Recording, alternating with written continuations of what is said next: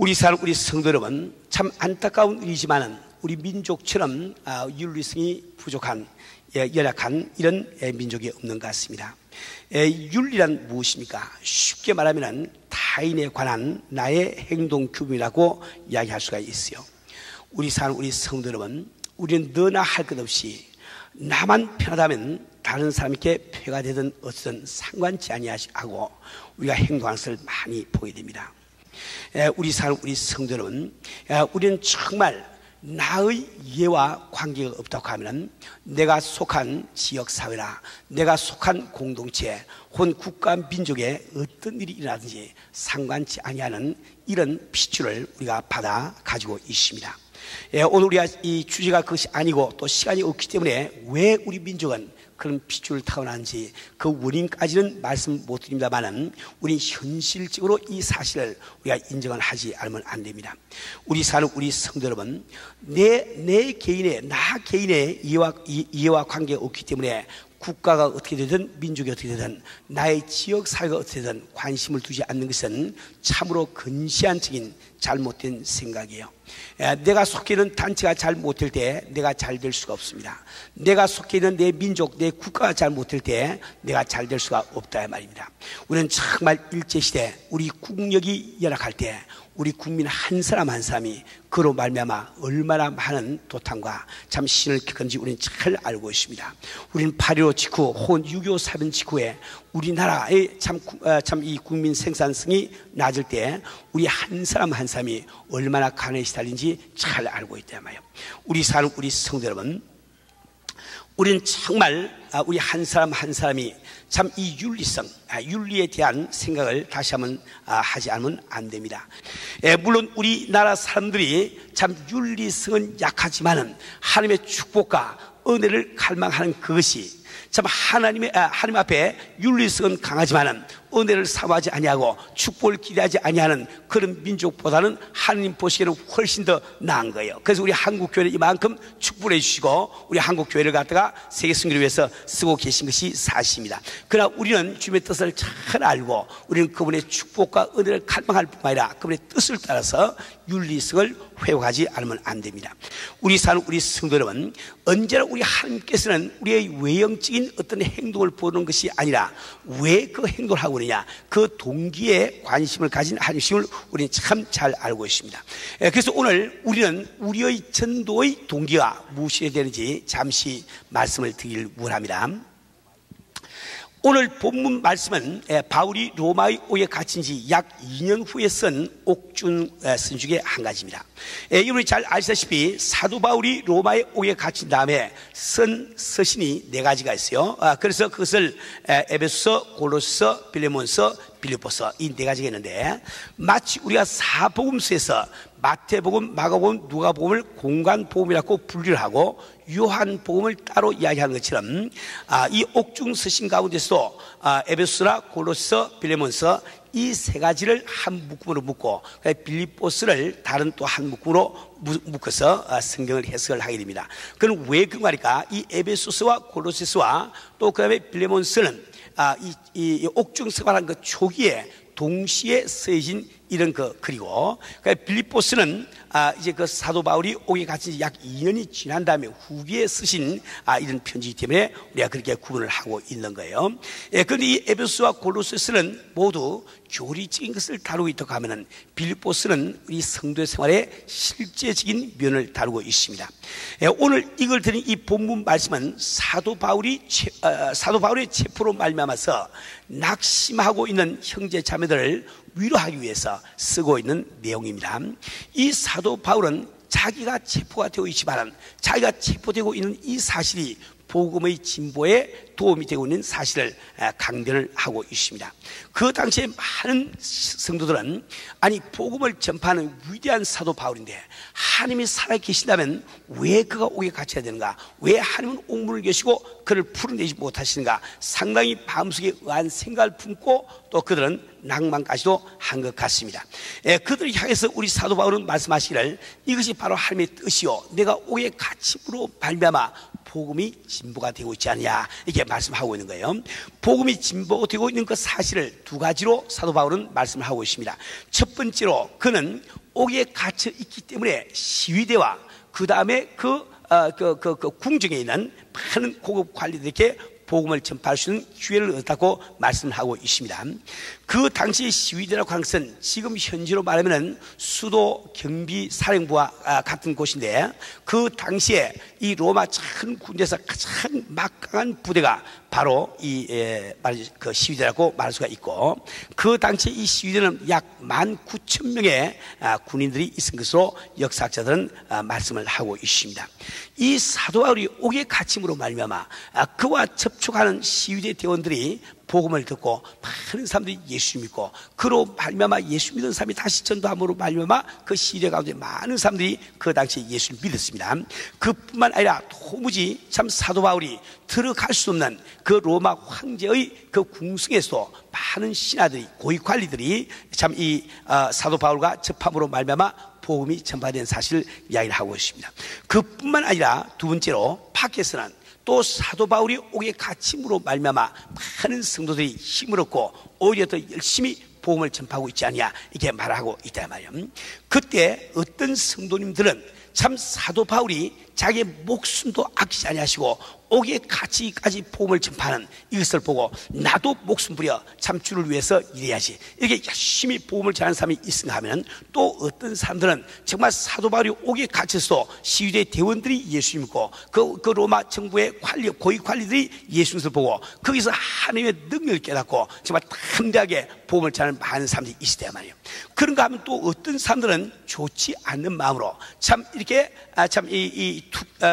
서로 이렇게 참 시기하며 분쟁하는 이런 마음으로 또 복음을 전하는 사람도 있습니다. 그것은 사도 바울을 대항하던 사람들이었는데, 그 사도 바울이 옥에 갇힌 다음에 당신이 옥에 갇혀서 복음을 이게 전파되지 않느냐, 이렇게 많은 믿는 사람들이 생기지 않느냐, 그래서 그 사도 바울의 심정을 괴롭게 해주기 위해서 나쁜 뜻으로 복음을 전파하는 사람도 있다 말이에요. 그러나 주님을 사랑하는 이 사도 바울은 그들이 어떤 뜻으로 전하든지 바로 전파되는 것은 주의 복음이니 내가 기뻐하고 말씀을 하고 있는 거예요. 그러나 지금 복음을 전하는 그 사람들 입장에서는 내가 착한 마음으로 복음을 전하냐, 혹은 분쟁과 시기하는 마음으로 복음을 전하냐, 그래서 굉장히 차이가 있는 거예요. 똑같이 전도를 하고 복음을 전했지만은 착한 마음으로 전도한 그 사람들은 하늘나라에 가서 그런 상급을 받을 수 있겠지만은, 분쟁과 시기하는 마음으로 복음을 전한 그 사람들은 도무지 상급을 받지 못할 것을 우리가 금방 알 수가 있다 말이에요. 우리 성도 여러분, 우리가 참 전도해야 되는 이 동기를 두 가지로 제가 말씀 오늘 드리려고 합니다. 제일 첫 번째는 우리가 주님을 사랑하기 때문에 전도하지 않으면 안 되는 거예요. 그 주님을 사랑하는 그 마음 때문에 우리가 전도하지 아니한다고 하면 우리 전도하는 것이 아무 소용없음을 꼭 기억을 해야 됩니다. 이번에 잘 아는 고린도전서 13장 1절부터 3절 말씀을 전 여러분에게 증거를 해드렸어요. 참 1절 말씀에 내가 사람의 방언을 하고 천사의 말을 한다 할지라도 사랑이 없으면 내가 울리는 꽹과가 되고 소리나는 구리가 되며, 무슨 뜻입니까? 내가 어떤 재능을 가지고 주님을 섬긴다 할지라도 주님을 사랑하는 그 마음이 내 속에 동기가 되어 있지 않으면 아무 뜻이 없다는 겁니다. 또 계속 2절 말씀에는 내가 예언하는 등이 있어 모든 비밀을 알고 모든 지식을 알며 산을 움직일 수 있는 모든 믿음이 있다 할지라도 참 사랑이 없으면 내가 아무것도 아니요.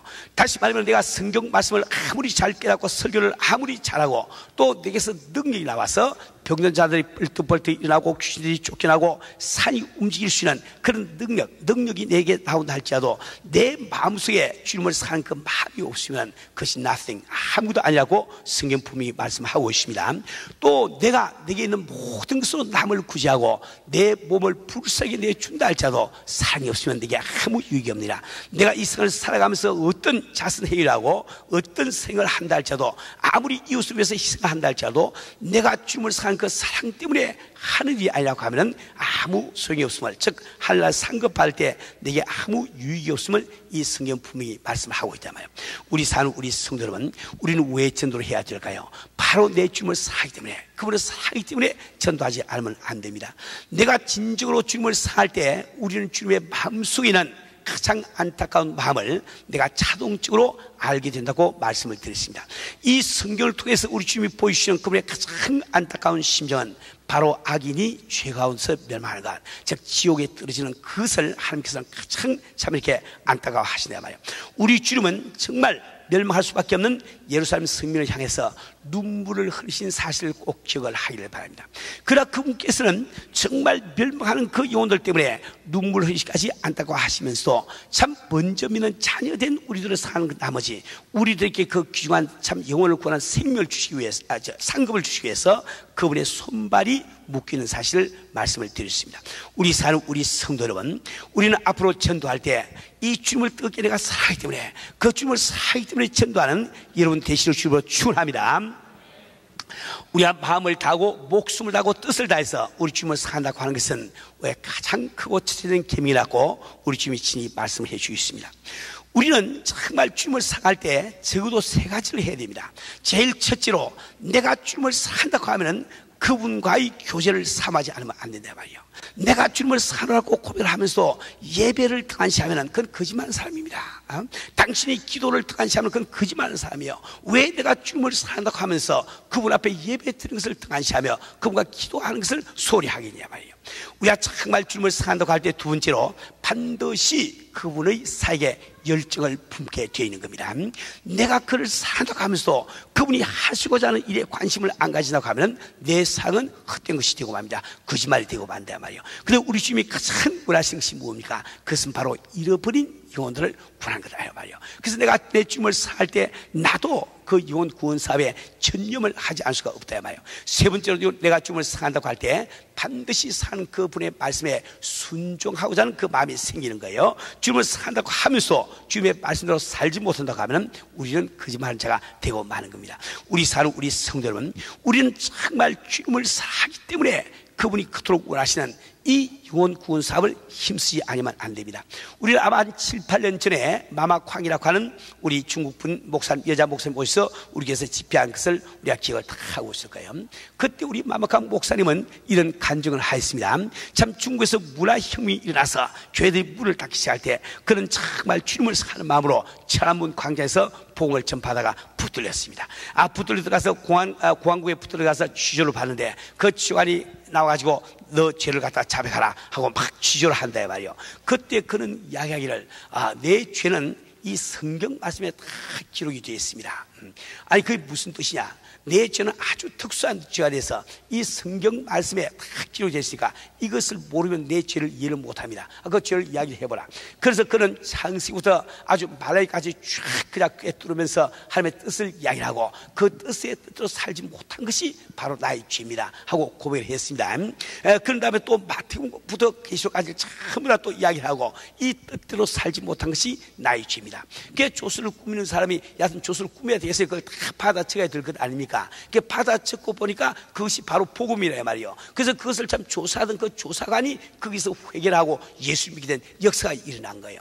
그래서 도무지 안 돼서 이 공안 당국의 아주 최고 책임자가 와서 직접 이제 취조를 하는 거예요. 그 취조를 하는데 너는 왜 예수 믿지 말고 예수 믿느냐 하고 물으니까 그 마가 목사님 하시는 말씀이 나는 암에 걸려서 도무지 세상하고는 고칠 수가 없는데 내가 예수를 믿었더니 예수님이 나를 고쳤으니 내가 어떻게 그분을 따르지 않고 그걸 믿지 않겠느냐 이렇게 이야기했을 때 그 공항국 그 총책임자의 그 부인이 그 당시에 이제 암에 걸려가지고 죽게 돼 있었단 말이요. 그러니까 귀가 좀 번쩍 뜨릴 것 아닙니까?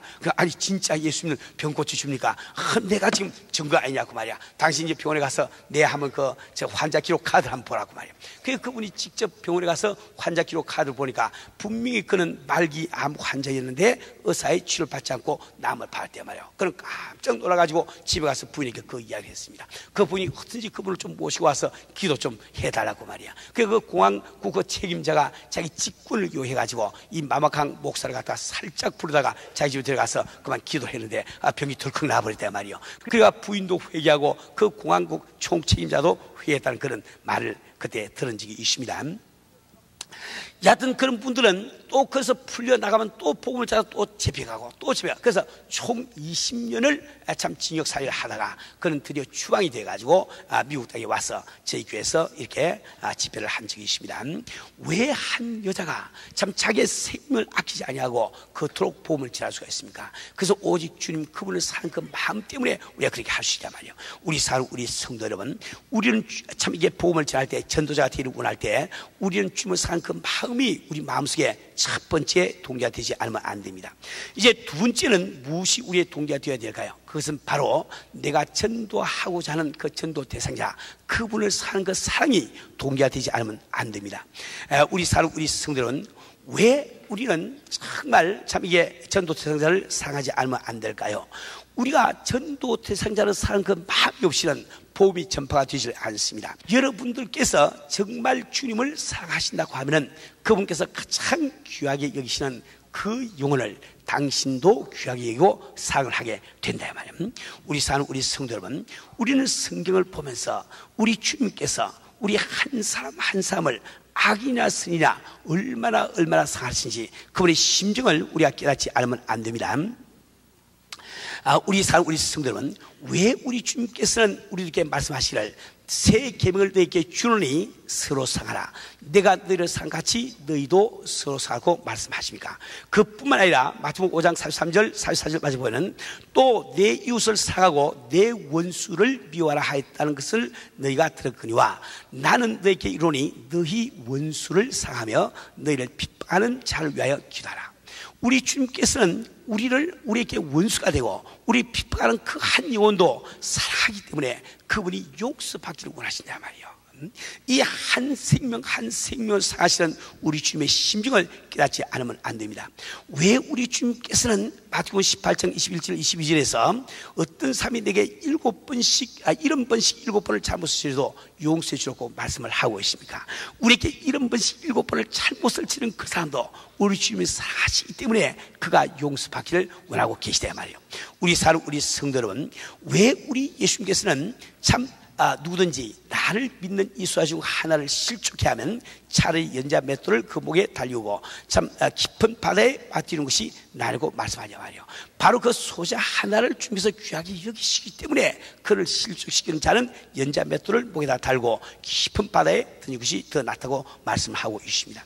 우리 성도 여러분, 왜 우리 주님께서 이 땅에 오셔서 참 죄인 바리새인들아 창기를 가까이 하시면서도 그 당시에 바리새인이나 종교 지도자들을 이렇게 받아들이지 아니하고 그들을 책망하였습니까?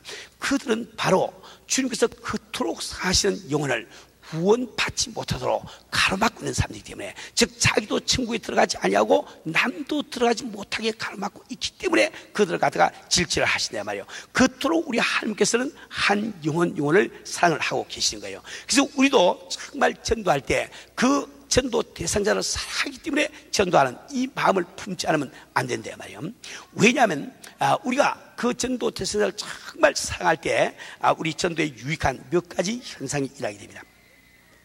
우선 첫 번째로, 여러분들은 전도하고자 하는 그 영혼을 사랑할 때 그들의 입장에서부터 시작해서 우리가 전도하는 법을 알게 되는 거예요. 우리가 전도할 때 실패하는 이유가 있습니다. 그것은 우리 모든 사람들은 죄인들이기 때문에 자기 중심적인 사고방식을 갖고 있습니다. 자기 중심적인 사고방식을 갖고 있기 때문에 우리는 대화를 할 때 우리가 마음에 자세가 있단 말이에요.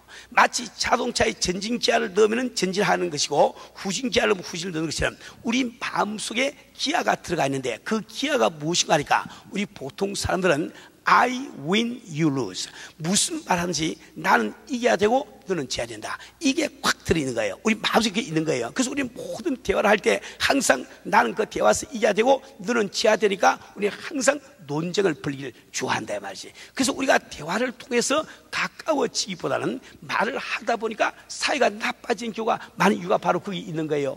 우리가 장사를 잘 못하는 이유도 거기 있습니다. 큰 사고가 못 되는 이유가 바로 거기 있어. 우리 장사를 하더라도 나는 이익 보고 너는 손해봐야 돼. 이게 항상 우리 마음속에 자리를 잡고 있는 거예요.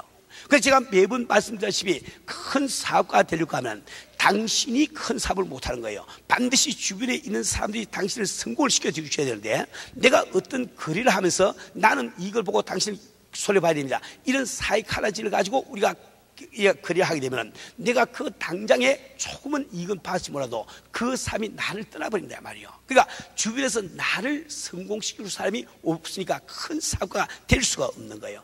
우리는 얼마든지 사고방식을 I win, you lose. 나는 이기고 너는 진다는 사고방식이 아니라 I win and you win. 나도 이기고 너도 이기고. 얼마든지 그 사고방식 갈 수 있잖아요. 한번 우리 마음속에 나도 이기고 너도 이긴다 이것만 딱 가지게 되면 우리가 대화를 할 때 상대방 마음을 상하지 않고 대하는 법을 압니다. 장사 거래를 할 때도 상대방을 계속해서 나와 더불어 같이 일할 수 있는 사람으로 만드는 그 법을 안다 말이에요. 자, 두 번째로 우리가 정말 그 영혼을 사랑할 때는 내가 전도 한 번 두 번 해서 안 될 때 절대로 포기를 하지 않고 끝까지 물고 늘어지는 거예요. 우리 지난번에 그 이명화 집사님 와서 우리 간증을 해주신데 그분이 심호하고 그분이 섬겨 있는 이 중앙침례교회 가면은 변인자 집사님이라고 하는 또 다른 이런 그 뭡니까 전도왕이 있어요. 이 변인자 집사님도 참 이렇게 모태 신앙을 가지고 오랫동안 예수 믿어왔지만은 전도는 저는 못했다고 그래. 그러니 그 이명화 집사님이 전도하는 것을 보고 아니 저 양반이 전도하는데 왜 나는 전도를 못하지?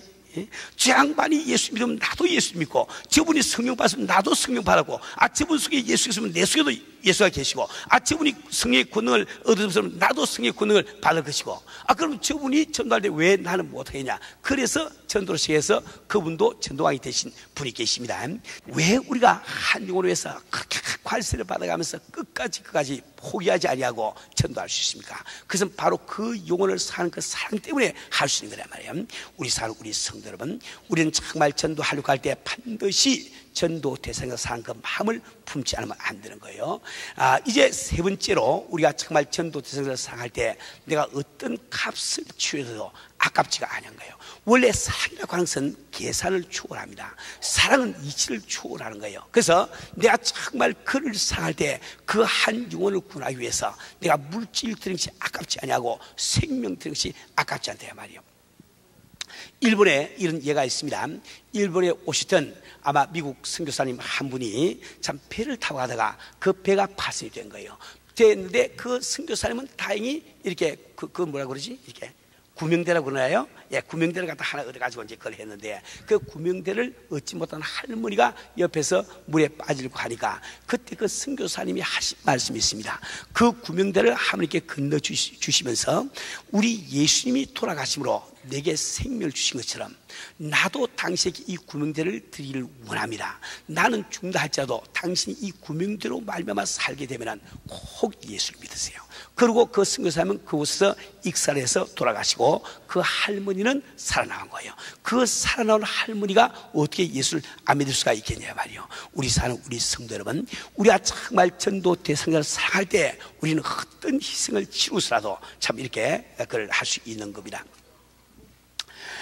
오늘 제가 이렇게 목이 너무 쉬어가지고 이렇게 말을 제대로 지금 하지 못해서 너무 죄송합니다. 우리가 정말 전도돼서 사랑할 때 네 번째로 우리는 그를 전도할 뿐만 아니라 양육을 하게 됩니다. 우리는 그를 사랑하기 때문에 교회까지 데려오는 것이 문제가 아니고 그가 주님 앞에 참다운 제자, 상급받는 사람 되기 위해서 우리가 노력을 하게 된단 말이에요. 그래서 그 참 양육에 관심을 가지고 내가 그 전도돼서 사랑할 때 우리는 그를 교회에 데려올 뿐만 아니라 새벽기도, 수요기도, 금요칠하기도 함께 데려 다니면서 그가 가진 의문도 풀어주고 또 그가 교회에서 일도 마서 할 수 있도록 다 이렇게 지도하면서 우리가 양육을 해 나갈 수가 있는 겁니다. 우리 사는 우리 성도 여러분, 오늘 또 30분이 다 조금 지나서 그래서 설교를 끝마칩니다. 여하튼 30분에 제가 설교를 끝내려고 지금 해를만 쓰고 있는데 오늘 꼭 기억할 것은 우리는 앞으로 다 전도자가 되어야 되는데 전도하는 동기는 두 가지. 첫째 한 가지는 오직 주님을 사시기 때문에 전도하시고 두 번째로는 전도 대상자를 사랑을 하세요. 그 사랑 때문에 전도할 때 우리는 성공적인 전도자가 될 수가 있는 겁니다.